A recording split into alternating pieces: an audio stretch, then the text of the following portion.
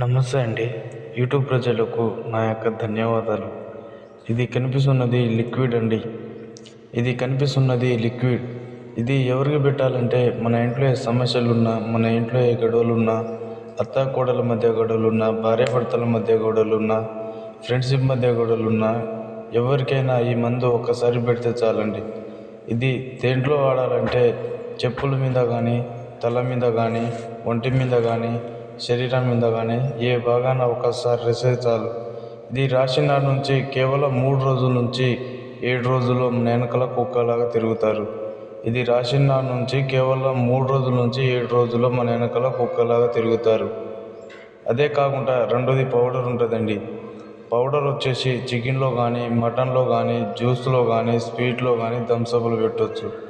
అదే కాకుండా ఎన్నో సంవత్సరాల నుంచి విడిపోయిన భార్యాభర్తలకు ఫోటోల పేర్ల ద్వారా వశీకరణం చేస్తాం.